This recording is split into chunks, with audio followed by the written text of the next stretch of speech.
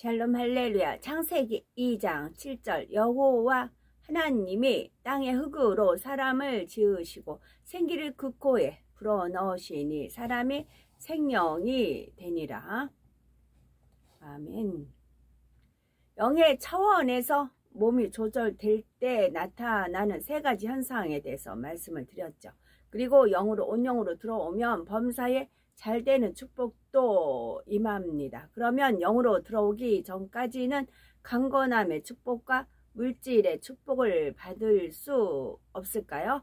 영으로 들어오지 못했다 해도 영의 차원에서 임하는 복을 누릴 수 있는 비결이 있습니다. 첫째는 성령의 충만함을 입는 것입니다. 성령의 충만함이란 성령께서 각 사람의 마음에 있는 진리를 통해 영의 공간을 느끼게 해주시는 상태입니다.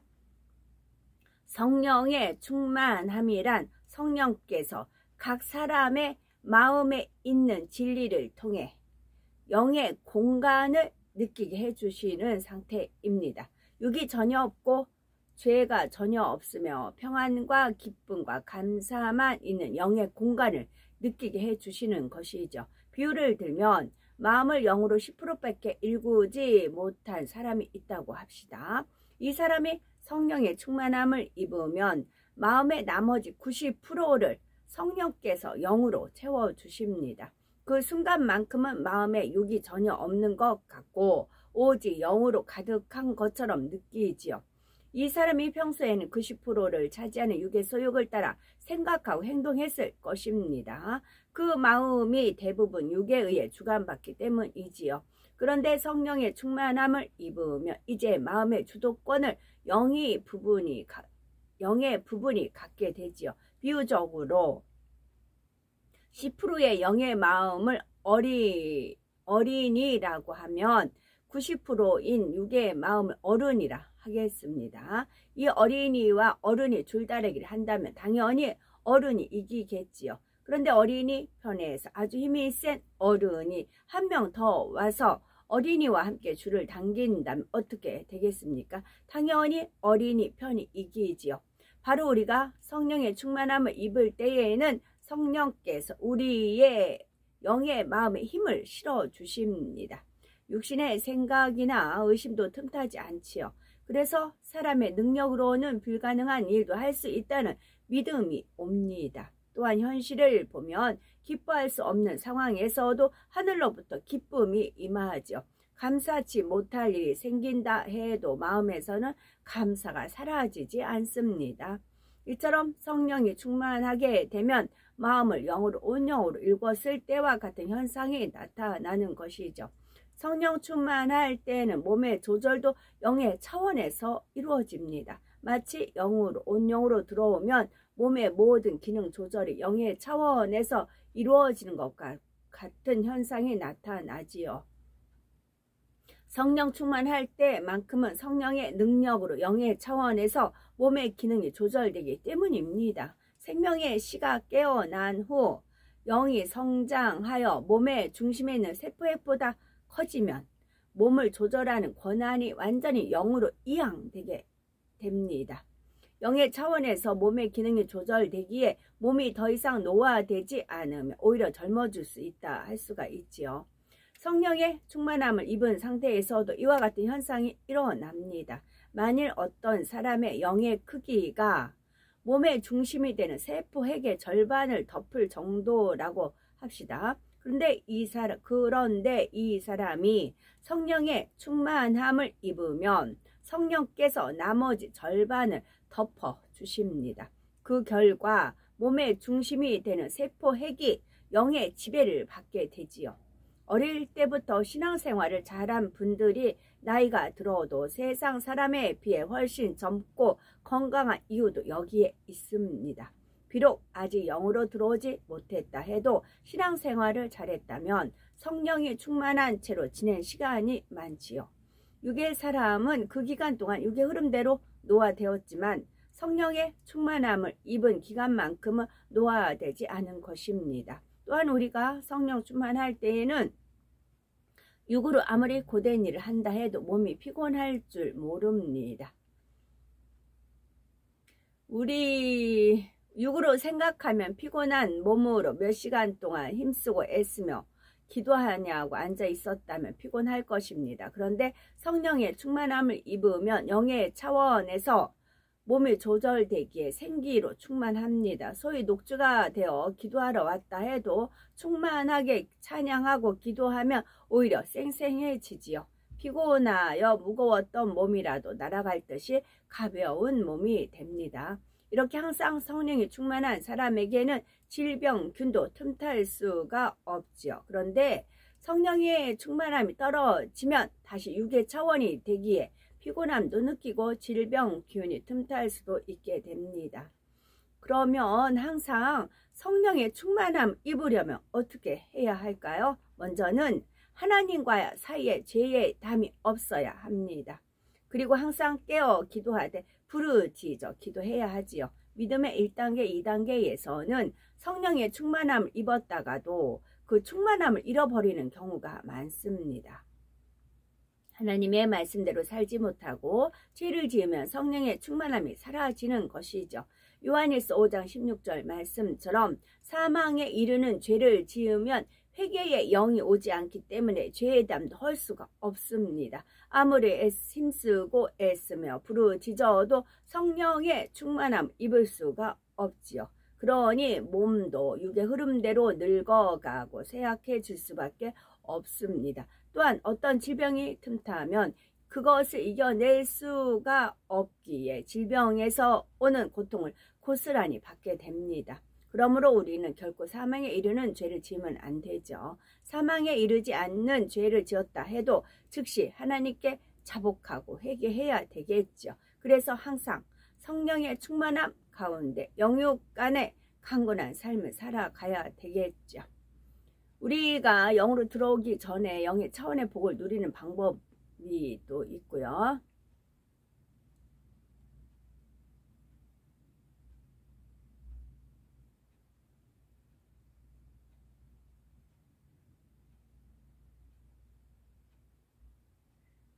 이거는 생명의 씨는 하나님께서 나눠주신 근본의 빛이라 했습니다. 성령을 받아 생명의 씨가 깨어나고 인자의 살과 피를 먹고 마셔서 영의 성장을 이루면 결국 영의 사람, 온영의 사람이 됩니다. 따라서 영의 사람과 온영의 사람에게서 나오는 영적인 빛도 근본 속성은 하나님의 근본의 빛과 같습니다. 단 빛의 강도가 차이가 납니다. 생명의 씨는 하나님께서 나눠주신 근본의 빛입니다. 성령을 받아 생명의 씨가 깨어나고 인자의 살과 피를 즉 주 예수님의 하나님의 말씀 들었으며 행하는 겁니다. 예를 들면 악을 선으로 이겨라 하나님 말씀 있지요. 악을 대항해서는 이길 수가 없습니다. 선입니다. 그리고 인내를 온전히 이루라 하셨죠. 이런 말씀을 직접 행해야 되는 겁니다. 내가 할 수 없으니까 기도를 하는 겁니다. 그래서 말씀과 기도로 거룩하여 짐이라 한 겁니다.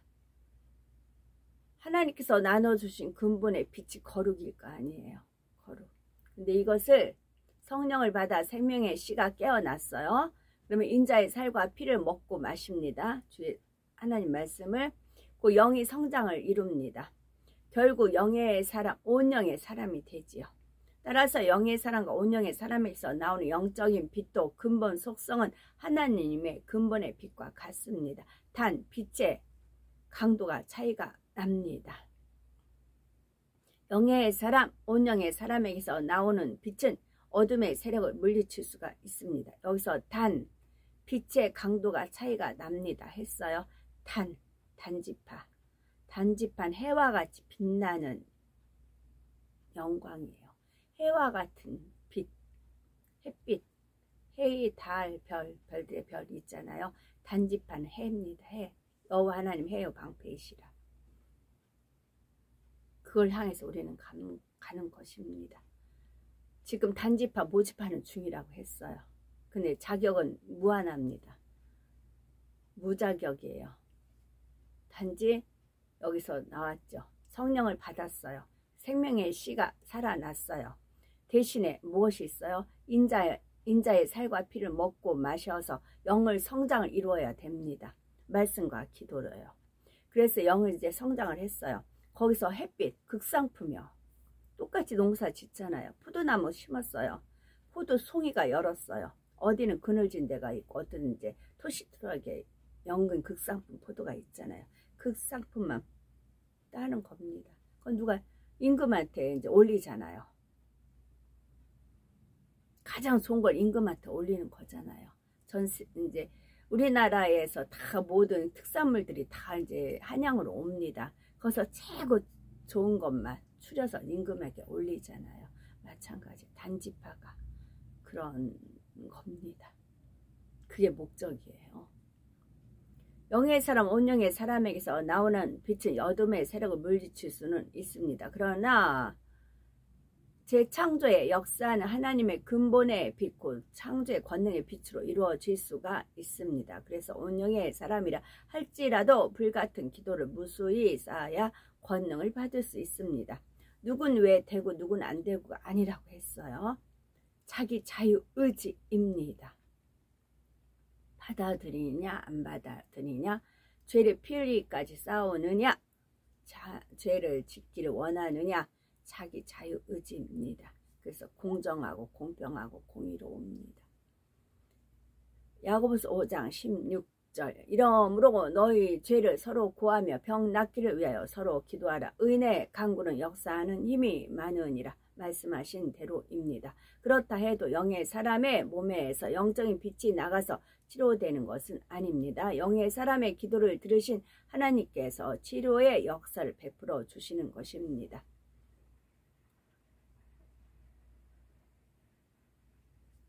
하나님께서 아담을 흙으로 빚으시고 생기를 불어넣으시니 생명이 되었습니다. 생기란 근본의 빛에 담긴 하나님의 능력으로 에덴 동산에서는 아담의 후손들에게 자동으로 전달이 됩니다.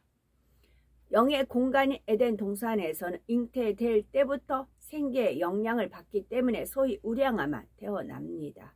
태어난 후에도 영의 차원에서 몸이 조절되어 모두가 가장 멋지고 아름답게 성장합니다. 청년의 때를 조금 더 지나서 성장이 멈추는데 그 후로는 노화되지 않고 그 상태 그대로 영원히 사는 것입니다. 우리 세계만 봐도 그 아프리카 옷 안 입고 사는 그런 족속이 있고, 에스키모인들은 옷을 두껍게 또 얼음으로 집을 짓는 그런 데도 있고, 우리 지구만도 그러잖아요. 근데 하나님은 천사들도 짓고 그렇기 때문에 우리 생각과 틀을 깨부셔. 우리가 최고, 우리가 뭐 아니랍니다. 아니에요. 이 에덴 동산에서 이런 에덴 동산에서 살던 아담과 하와가 하나님의 말씀에 불순종하는 죄를 지어 이 땅으로 쫓겨난 후에 상황이 달라졌습니다. 하나님께서는 아담과 하와에게서 생기를 대부분 걷어버리시고 흔적만 남기셨는데 이 흔적 같은 것이 바로 생명의 씨입니다. 아담과 하와가 이 땅에서 낳은 후손들에게는 생명의 씨가 전달될 수 없습니다. 그래서 하나님께서는 아기가 잉태되면 6개월이 됐을 때 생명의 씨를 영 안에 담아서 몸의 중심인 심장의 한 세포에게 심어주시죠. 생명의 씨가 담긴 영이 육에 속한 몸 안에 숨겨진 상태를 바다의 부표에 비유를 했습니다. 몸의 중심이 있는 세포는 계속 바뀌어도 생명의 씨는 심겨진 위치는 고정되어 있지요. 피가 심장으로부터 나와 온몸으로 퍼지듯이 영의 기운도 심장이 한 세포로부터 온몸으로 퍼져서 모든 세포를 조절할 수가 있습니다. 사람에게 심겨진 생명의 씨는 마치 딱딱한 껍질에 쌓인 씨앗처럼 아무런 움직임도 없이 가만히 있습니다. 그러다가 예수 그리스도를 영접하여 제사함을 받고 성령이 임하시며 드디어 생명의 씨가 깨어납니다. 싹을 틔운 씨앗은 물과 햇빛을 공급받아야 잘 자라죠. 이처럼 생명의 씨도 깨어난 후에는 영적인 물과 빛을 공급받아야 영이 자랄 수가 있습니다. 곧 영적인 물인 하나님의 말씀을 양식 삼고 영적인 빛인 하나님의 말씀대로 행할 때에 영이 무럭무럭 성장하는 것입니다.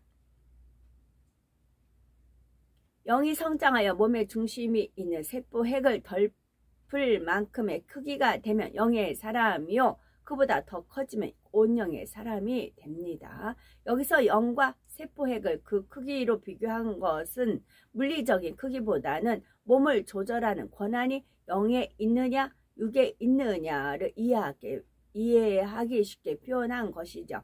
영의 크기가 세포핵을 덮을 만큼 커지면서부터는 몸이 육의 흐름을 타지 않게 됩니다. 그리고 온영이 되면 몸의 기능 조절이 온전히 영의 차원에서 이루어지지요. 한편 영이 이처럼 몸을 조절할 수 있게 되었다 하면 당연히 혼도 영이 조절할 수가 있습니다. 영이 혼을 지배하고 다스리기에 육신의 생각이나 비진리의 생각이 아닌 영의 생각, 진리의 생각을 하게 됩니다. 몸의 기능 조절이 영의 차원에서 이루어질 때 나타나는 현상이 있습니다. 첫째는 몸의 모든 기관이 정상적으로 기능하게 됩니다. 오장육부 모든 기관과 조직이 최상의 상태를 되찾아 유지되는 것이죠. 그래서 잠을 조금만 잔다 해도 음식을 최소한으로 먹는다 해도 몸에 이상이 안 생기고 건강하다 했습니다. 다니엘과 세 친구 그리고 세례 요한을 예를 들었죠. 둘째로 질병균과 바이러스가 틈타지 못하며 독을 마셔도 해를 받지 않게 됩니다. 주님을 영접한으로 감기도 한번 걸리지 않는 경우도 있고 독사에 물렸던 사도 바울이 애가 있죠. 셋째로 노화되지 않으면 오히려 회춘할 수가 있습니다. 또한 몸의 체형도 마음 먹은 대로 될 수가 있죠. 회춘의 사례는 아브라함과 욥이 있습니다. 영혼이 잘되면 동시에 범사에 잘되는 축복도 임하지요. 욥은 연단을 통해 영으로 온영으로 들어갔을 때 연단 받기 전보다 갑절로 부유해졌죠. 또 우리가 영으로 들어오기 전에도 영의 차원에서 몸이 조절되게 할 수 있는 방법이 있습니다. 첫째는 성령의 충만함을 입는 것입니다. 하나님께서는 이 땅에서 경작받는 모든 사람에게 생명의 씨를 심어주셨습니다. 스스로는 생명의 씨를 일깨울 수 없는 연약한 인생들을 위해 독생자 예수님과 성령을 보내주셨죠. 또한 성령의 감동함 가운데 영적인 물인 하나님의 말씀을 공급해 주셔서 영이 무럭무럭 자랄 수 있는 환경을 만들어 주셨습니다. 인간 경작이라는 멀고 험한 길을 떠나는 자녀들이 영광스러운 모습으로 아버지께 돌아올 수 있도록 아버지는 모든 것을 배려해 주신 것입니다. 데살로니가전서 5장 23절 평강의 하나님이 친히 너희로 온전히 거룩하게 하시고 또 너희 온 영과 혼과 몸이 우리 주 예수 그리스도 강림하실 때에 흠없게 보존되기를 원하노라 말씀하셨습니다. 우리는 이 말씀처럼 신속히 온영을 이루어 보존하면서 건강한 몸으로 더 뜨겁게 충성해 나가야 되겠습니다. 그래서 그날에 아버지 하나님과 주님 앞에 칭찬과 존귀와 영광을 받는 우리가 되어야 되겠죠. 아멘.